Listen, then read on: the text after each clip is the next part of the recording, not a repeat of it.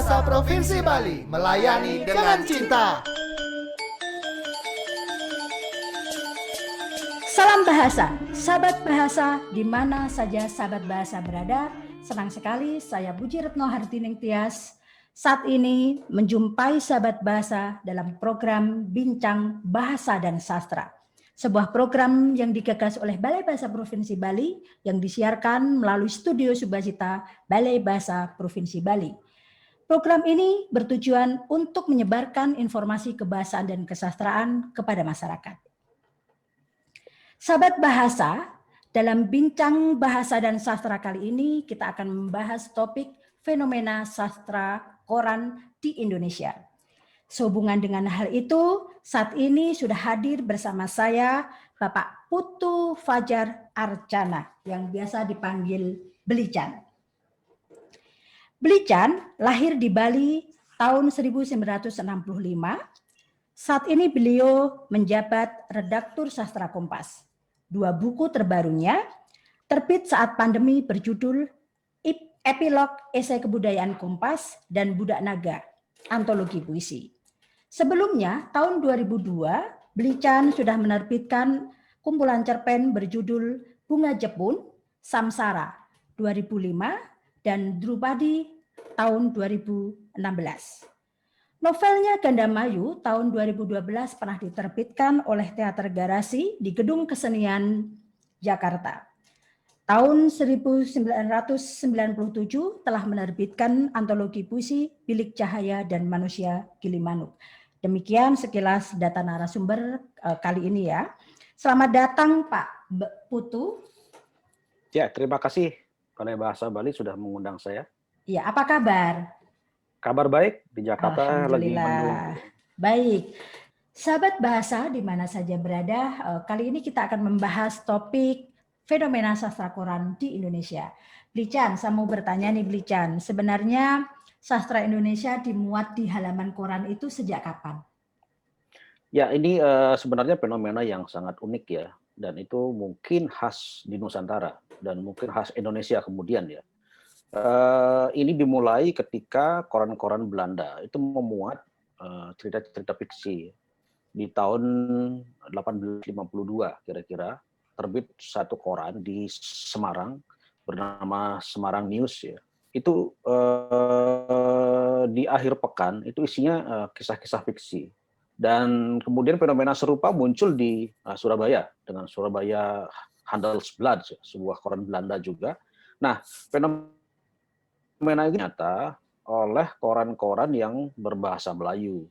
Jadi, khususnya pada edisi akhir pekan itu dimuat kisah-kisah fiksi di tengah-tengah berita-berita yang keras ya. Nah, ini seorang peneliti dari Jerman namanya Catherine Bendel ya, itu hampir-hampir tidak percaya gitu, karena di fenomena di Eropa ini tidak ada, di Amerika, di Eropa, atau mungkin di negara Asia yang lain ya.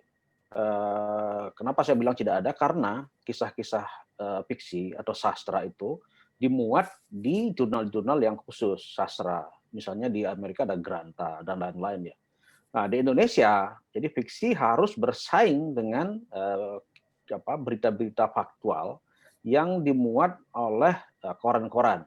Padahal kan memang kalau kita ikuti ya logika berpikirnya, bahwa koran itu kan memang ya, memuat fakta, dan dia setiap hari menemui publik yang awam, bukan publik sastra itu. Nah, mengapa kan pertanyaannya itu ya, mengapa tiba-tiba ada fiksi menyelip di antara berita-berita keras? Mungkin pertanyaan lanjutnya itu ya. Nah, saya kira butuh kajian mengapa pemerintah kolonialisme waktu itu sudah berpikir akhir pekan orang-orang mungkin ya cenderung lebih rileks ya, santai dan lain-lain. Mungkin itu hal-hal yang saya kira patut dikaji secara lebih dalam lagi. Dia menjadi unik karena fakta itu bersaing dengan fiksi. Ini kan sesuatu yang kata Catherine ya, penyelewengan terhadap tugas koran yang utama. Gitu. Jadi dia menyeleweng dari tugas sesungguhnya yang harus memuat berita-berita yang faktual. Kira-kira begitu sejarahnya. Oke, berarti setelah itu lahirlah Kompas, kemudian Sinar Harapan ya. Belican belum menyebut itu tadi ya. Apakah dari situ kemudian lahir yang namanya genre sastra Quran. Ya, Bagaimana dengan pendapat itu, Beli Chan? lagi-lagi ini sesuatu yang sangat khas kita punya ya. Apakah di luar ada gitu yang namanya genre sastra koran? Kita menyebutnya dengan sastra koran di sini kemudian karena dia benar-benar setelah lahir di zaman Belanda kemudian saya ingin cerita sedikit kilas balik ya. Pada waktu polemik kebudayaan dengan manifest dengan Lekra, jadi kelompok manifest kebudayaan itu menggunakan majalah Horizon sebagai basis untuk melontarkan pandangan-pandangannya tentang kebudayaan Indonesia yang berkiblat pada barat atau ke timur. Nah, Lekra Lembaga Kebudayaan Rakyat itu lewat koran-koran seperti Bintang Timur. Jadi pada saat itu tahun 60-an, awal akhir 50-an sampai ke 60-an, itu mulai sastra diperbincangkan di koran-koran. Mulainya dari ya, Bintang Timur dan Zaman Baru dan lain-lain koran-koran itu ya. Sementara satunya kan di majalah eranya HB Yasin itu adalah sastra majalah. Nah, dari situ kita melihat kemudian fiksi atau sastra itu berkembang kemudian di kisah-kisah akhir pekan di koran-koran kita. Jadi tahun 60-an, 67 kalau tidak salah Kompas mulai memuat cerita pendek, kemudian cerita bersambung, diikuti Sinar Harapan dan lain-lain, dan itu ditempatkan ya dalam edisi di akhir pekan. Jadi ada pandangan dari para pengelola koran pada saat itu sudah mulai ya, bukan awalnya untuk menampung gaya hidupnya bukan, tetapi di akhir pekan diberikan kesempatan kepada para pembaca untuk lebih rileks, santai, menikmati leisure misalnya gitu, piknik. Bahkan pada bacaannya pun kemudian itu disisipi dengan berbagai hal yang berbau sangat mengutamakan sesuatu yang berbau gaya hidup. Itu dimulai di tahun 70-an kemudian ya. Bahkan disisipi cerita-cerita anak juga di dalamnya pada edisi minggu di koran-koran itu. Selain ada cerpen, puisi, ada cerita bersambung bahkan ya di koran-koran di masa jayanya itu tahun 80-an 90-an. Ini kemudian melahirkan satu dalam tanda kutip dulu ya genre yang disebut sastra koran karena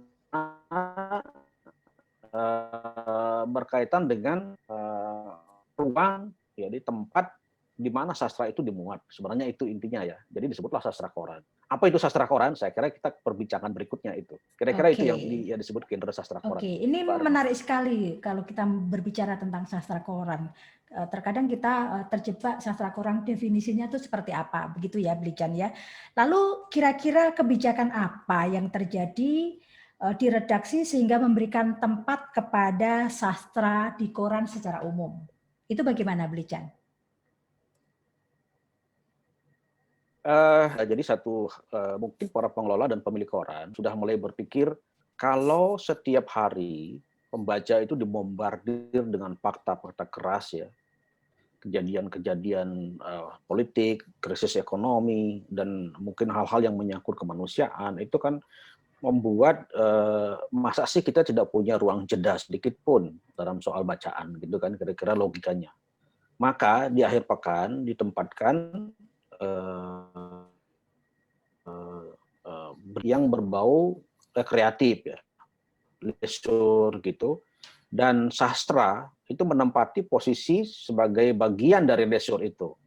Nah, sekarang tinggal bagaimana para pengarang menggunakan kebijakan ini ya sebagai cara untuk memperoleh perhatian dari pembaca, kan soalnya kan kemudian di situ ya. Apakah sastra yang dimuat di koran-koran ini akan jatuh sekedar menjadi hiburan dalam tanda kutip dalam pandangannya para pemilik koran pengelolanya, kan dia menjadi genre hiburan ya di sana ya. Dia masuk klaster hiburan sesungguhnya sastra itu. Sekarang persoalannya tinggal di para bagaimana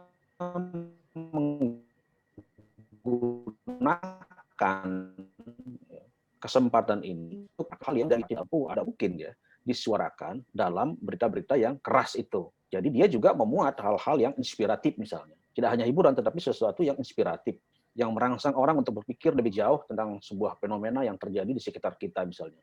Kan itu sebenarnya fungsi sastra yang utama. Jadi dia meskipun dimasukkan dalam klaster hiburan oleh para pelaksana pengelola koran, tetapi saya kira sudah terbukti bahwa tokoh Budi Dharma yang sampai sekarang sudah berusia hampir 85 tahun ya, masih menulis di koran. Putu Wijaya dengan keadaan kesehatan yang sudah mulai menurun tetap menulis. Ahmad Tohari. Ini saya kira contoh-contoh teladan yang menggunakan koran tidak hanya sebagai medium untuk menghibur para pembaca sebagaimana diharapkan oleh para pengelola koran sendiri kan.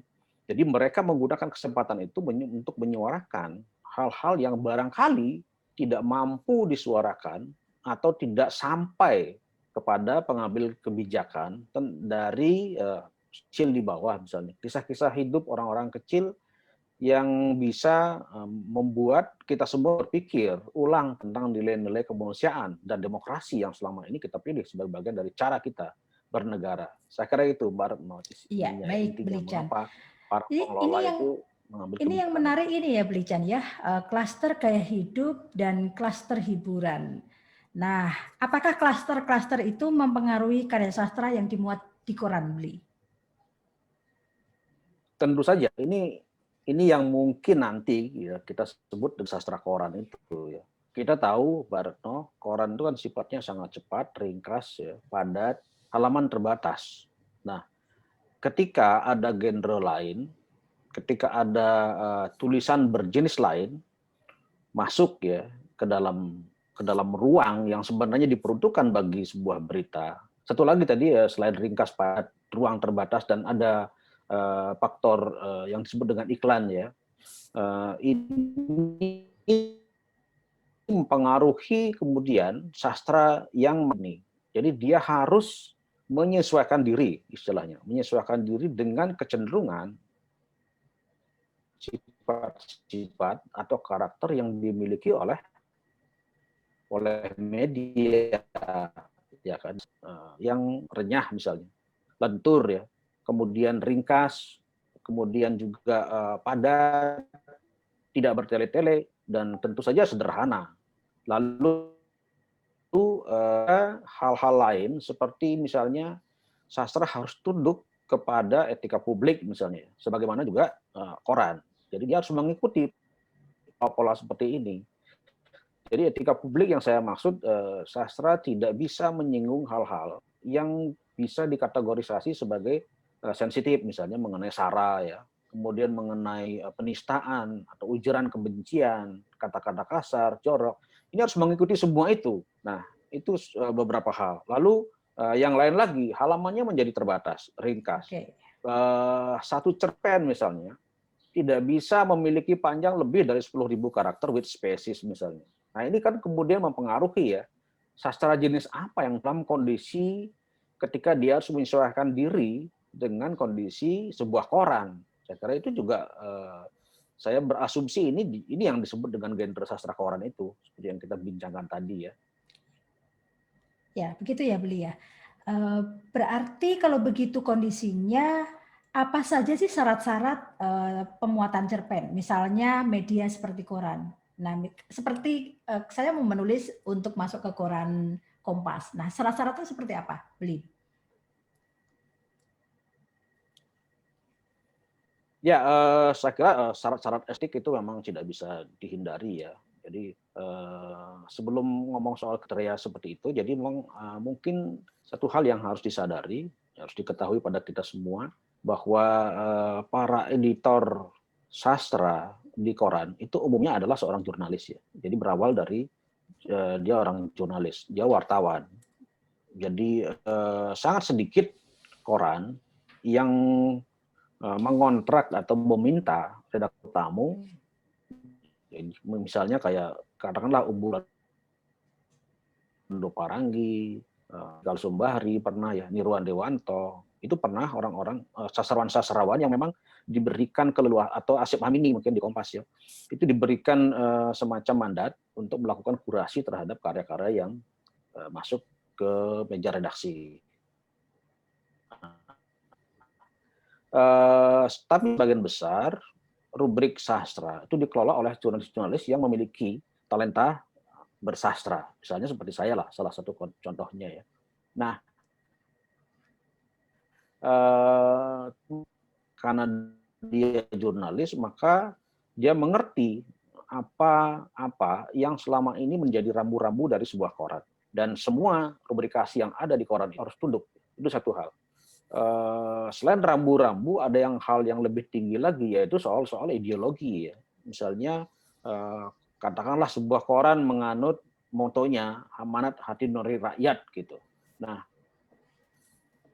cerita-cerita atau sastra yang memiliki tema-tema atau topik-topik yang berkaitan langsung dengan amanat hati nurani rakyat, itulah yang kemudian menjadi, nah ini kan sangat berpengaruh pada kebijakan, ideologi, kemudian selain teknis yang lain.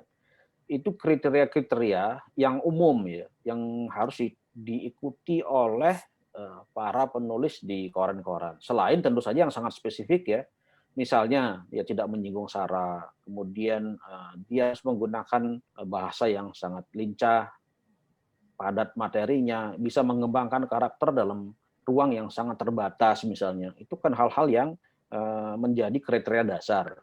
Tetapi saya selalu menggunakan ukuran yang paling penting ya dalam menyeleksi atau mengkurasi karya-karya yang masuk ke meja redaksi, yaitu otentisitas.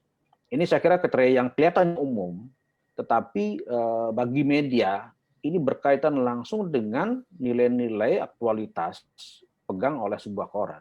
Koran selalu memuat yang aktual. Jadi dia tidak mungkin memuat cerita-cerita yang sudah lewat, yang sudah jauh gitu. Nah, bagaimana caranya ya, seorang sastrawan mengaktualisasi ya, tidak hanya kejadian, tetapi nilai-nilai yang ada pada kita itu menjadi kisah-kisah yang memiliki nilai aktualitas yang tinggi. Itu tantangannya. Ini yang saya sebut dengan otentisitas itu. Jadi otentisitas itu tidak hanya soal eksklusif, soal bagaimana menemukan cerita yang tidak menduplikasi cerita-cerita yang pernah ditulis oleh pengarang lain, tetapi dia juga memiliki nilai-nilai yang aktual dan diceritakan dengan sangat khas dari seorang pengarang. Itu yang saya cari selalu. Walaupun dia tidak terbatas pada pengarang muda, pengarang yang sudah senior, tapi kalau dia memiliki dan mampu ya mengkomunikasikan sesuatu yang otentik dan itu unik kemudian, dan kita pantas mengambil nilai-nilai atau kita bisa mengambil nilai-nilai yang universal dari sana, itulah yang saya kira yang menjadi kriteria dasar untuk meloloskan sebuah karya sastra dan dimuat di halaman koran. Ya, berarti tidak mengikat ya, itu peraturan sangat wajib harus dipatuhi oleh penulis pemula ataupun sastrawan yang sudah punya nama ya, Blijan ya. Lalu cerita apa Betul. yang lebih disukai? Biasanya secara umum dimuat di koran-koran. Ya, saya kira kalau koran-koran dengan ideologi humanisme yang mengutamakan humanisme universal ya, koran-koran yang mendukung kebinekaan di tanah air. Jadi saya menurunkan ini, mengelaborasi ini dari nilai-nilai otentisitas tadi ya. Jadi sebenarnya nilai-nilai otentisitas itu kita miliki dan itu bertabur dalam ranah kultural kita. Jadi kita punya. Jadi sebaiknya menggalilah nilai-nilai yang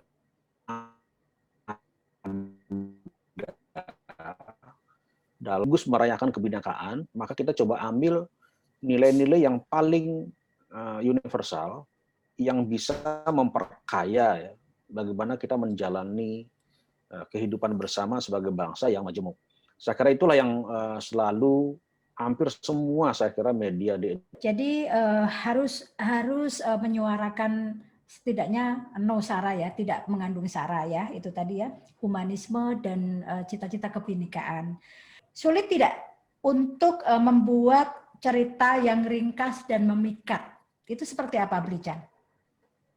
Ya, ini memang menjadi tantangan untuk semua sastrawan atau semua penulis yang ingin mengirimkan karyanya ke koran. Memang dia harus tunduk kepada syarat-syarat atau ketentuan-ketentuan yang sebenarnya tidak tertulis ya, tetapi mengharapkan atau mengharuskan, malah mewajibkan semua pengarang mematuhi, seperti keterbatasan ketersediaan ruang ya. Lalu bahasa yang ringkas, padat, dan renyah, misalnya lentur, itu hal-hal yang saya kira tidak bisa ditawar kalau di koran, karena dia dibaca oleh publik yang beragam. Jadi cerpen-cerpen misalnya di koran itu tidak hanya dibaca oleh publik sastra, tetapi juga dinikmati atau dikonsumsi oleh publik yang awam. Nah, ini menjadi tantangan buat para penulis. Apakah seperti kesulitannya seperti apa? Saya kira masing-masing orang punya cerita yang berbeda-beda ya. Ada yang misalnya tidak hanya soal otentisitas bermasalah ya. Jadi mereka mengirim sampai bertahun-tahun baru bisa melolos ke satu media ya. Saya kira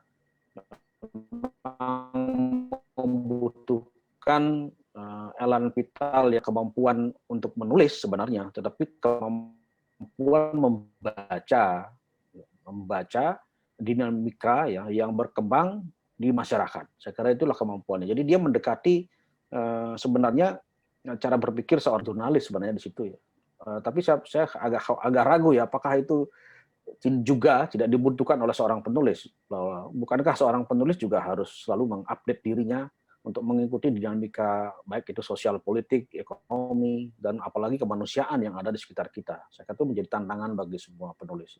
Sulit dan tidaknya tergantung dari cara kita bersiasat untuk menghadapi tantangan-tantangan menulis di sebuah koran. Baik, bisakah memberikan contoh sastrawan-sastrawan yang sudah layak disebut karyanya dimuat di koran?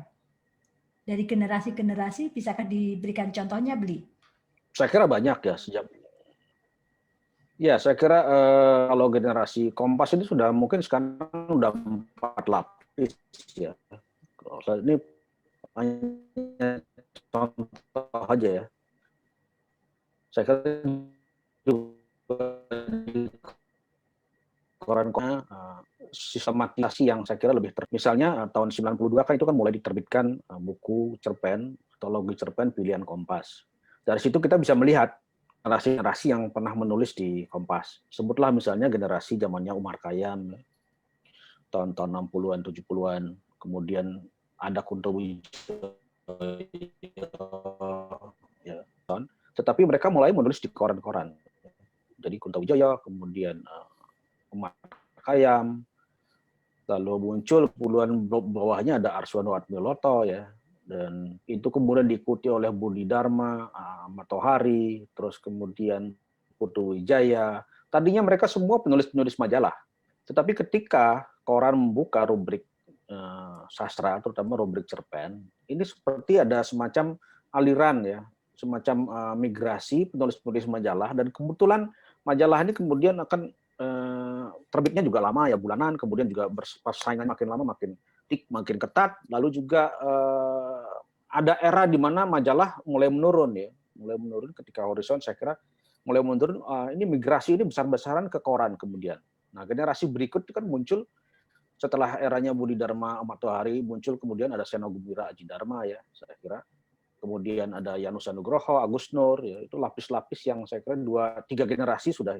Nah, yang menarik generasi yang paling kontemporer ya, misalnya generasinya Miranda Septiana atau generasinya Faisal Odang, kemudian ada Muna Masari di Madura ya. Ini generasi yang boleh dikata berumur milenial ya. Mereka juga selain menulis di koran, mereka juga menulis di media sosial.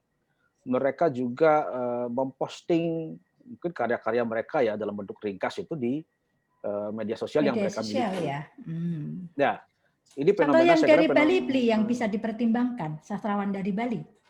Saya kira Bali cukup banyak ya punya sastrawan. Misalnya itu yang paling senior misalnya ada Gede Arianta Sutama ya, yang saya kira sampai sekarang di usianya yang hampir 70 tahun masih mengirim karya ke koran. Saya kira ini generasi tua ini hebat-hebat ya. Jadi generasi tua ini memang hebat-hebat, punya elan vital yang sangat tangguh ya.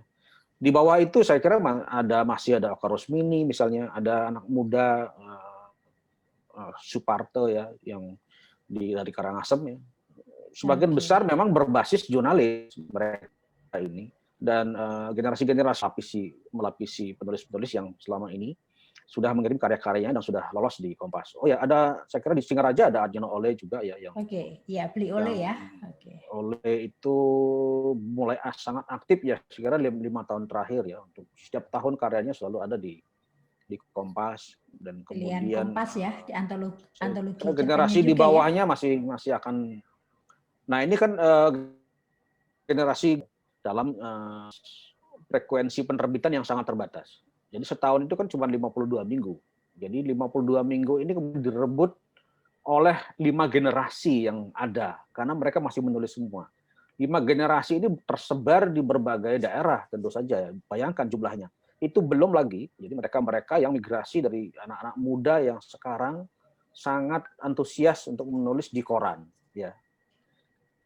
Ini luar biasa fenomenanya ya, di koran ya. Jadi setelah mereka menganggap jadi sastra di ranah digital itu bukan menjadi ukuran bagi kualitas karya mereka. Jadi tetap koran itu menjadi ukuran utama untuk mengkategorisasi bahwa karya ini sudah berkualitas gitu. Jangan-jangan mereka tidak punya pilihan media, Bli.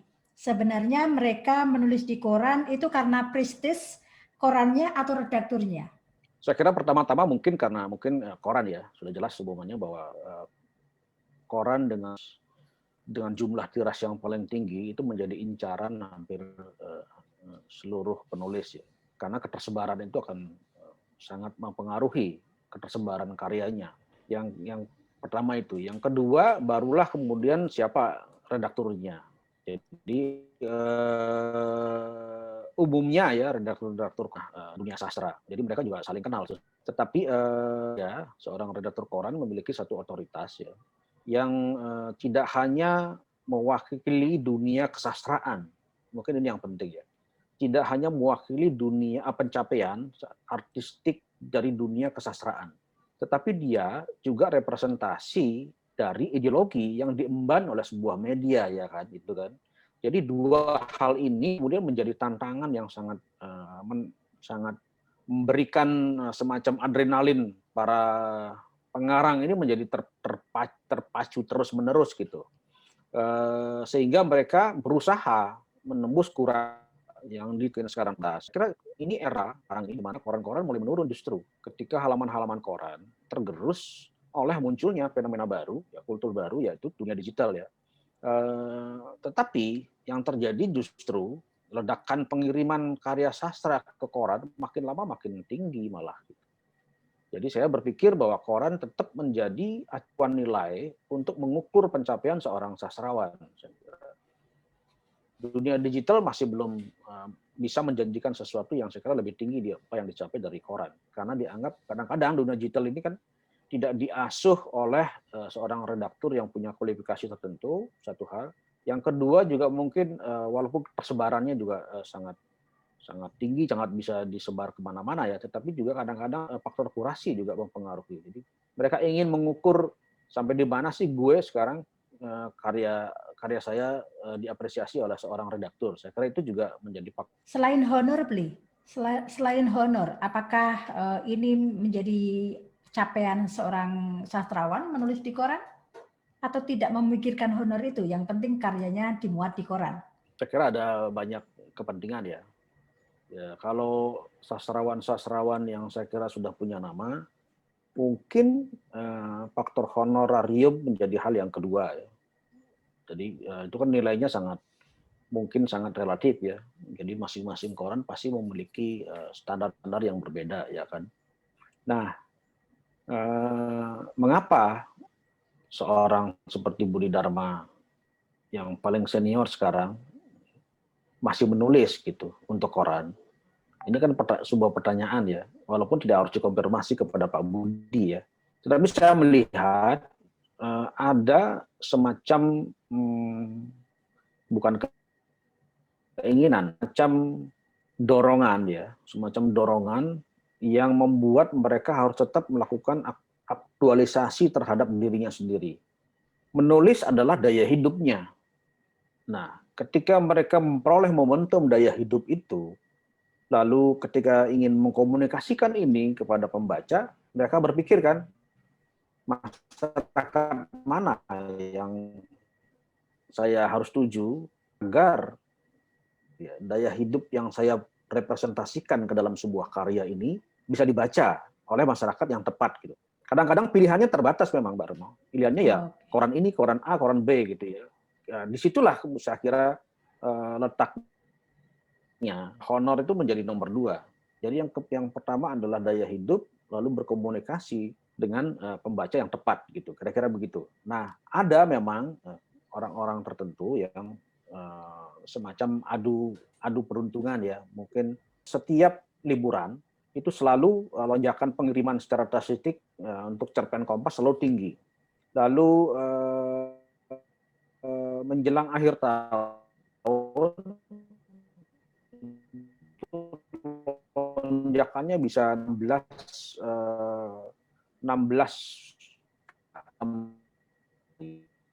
kan aja 16 tahun itu sudah begitu jumlahnya. Nah, itu melonjak pada bulan-bulan libur seperti bulan Juli, bulan Desember begitu. Nah, saya melihat fenomena ini mungkin orang banyak punya waktu, lalu ada kepentingan untuk misalnya memperoleh honorarium untuk menambah uang saku untuk libur atau untuk membayar uang anak sekolah misalnya nanti di saat sudah harus masuk, yaitu kepentingan yang saya lihat dari statistik. Nah, apakah ini kemudian berkorelasi langsung? Saya kira perlu dibuktikan memang. Saya belum sampai pernah membuat satu survei ya, tapi lonjakan-lonjakan itu selalu di bulan-bulan itu. Bulan-bulan libur ya? Bulan-bulan libur dan waktu untuk menulis ya, ada besar, gitu ya. Sangat. Nah, dengan begitu apakah betul era sastra koran akan berakhir dengan munculnya sastra digital, Bli? Dan ini menjadi pertanyaan terakhir kita ya, karena waktu yang sedikit.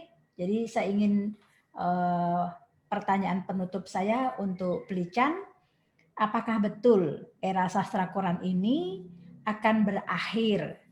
Kan buktinya sudah ada ya beberapa koran yang sudah memangkas ruang sastranya dan akan digantikan dengan sastra digital. Bagaimana kita menghadapi fenomena ini? Ya, saya kira memang kalau kita belajar dari logika dasarnya aja ya. Tahun 40-an atau 30-an lah dengan majalah-majalah yang begitu menguasai atau ruang-ruang sastra yang begitu diberikan keleluasaan ya untuk karya-karya misalnya Seasar, Gelanggang, sampai kemudian pada era Horizon ya. Itu kan hampir semua karya sastra kita dimuat di majalah-majalah itu. Tetapi era itu kemudian seperti menghilang seturut dengan menghilangnya majalah-majalah. Sekarang saya kira terakhir masih ada Majas, yang Horizon sudah tidak ada. Majas juga saya kira tidak akan panjang lagi usianya karena menyangkut soal biaya, itu juga akan lahir. Nah, belajar dari logika semacam ini, ketika dunia digital ya melakukan sebuah penetrasi kultural ya, tidak hanya industri tapi kultural, itu menguasai sekarang sebagian besar hidup kita. Dan kenyataan bahwa sebagian dari koran-koran yang ada, yang koran-koran besar di Amerika, di Australia, di Inggris, koran-koran yang berusia tua ya, itu sudah tutup. Di Indonesia kemudian diikuti dengan gejala nipisnya halaman-halaman koran, di mana sastra berada dalam posisi yang sangat labil karena dia selalu ditempatkan sebagai sisipan yang kapanpun bisa dikalahkan oleh kepentingan iklan atau kepentingan ruang yang terbatas. Maka logika dasar ini membuat saya berpikir tidak terlalu optimis ya, bahwa kalau misalnya koran-koran pada suatu saat nanti tidak ada, maka itulah pertanda ya senjata kalah dari era sastra koran. Dan apakah itu kemudian sastra di dunia digital, itu menjadi sebuah pertanyaan karena sedang berlangsung ya. Walaupun fenomenanya sudah banyak sekarang, sastra kita dimuat di platform. Nah, begitu ya Beli ya. Beli Chan, ini pertanyaan penutup sebelum saya akhiri bincang bahasa dan sastra kali ini. Kiat kita sebagai penulis pemula, ketika ingin tembus karya kita di koran Kompas, apa saja yang harus disiapkan oleh penulis pemula? Ya, tip pertamanya tentu saja hanya menyangkut keterbatasan ruang. Tulislah cerita tidak lebih dari 10.000 karakter with spesies. Ini sudah syarat dasar yang tidak bisa ditawar. Kita temukan kisah-kisah yang autentik, spesifik, unik, lalu sajikan dengan bahasa yang lentur, penuh dinamika, tanpa mengorbankan logika.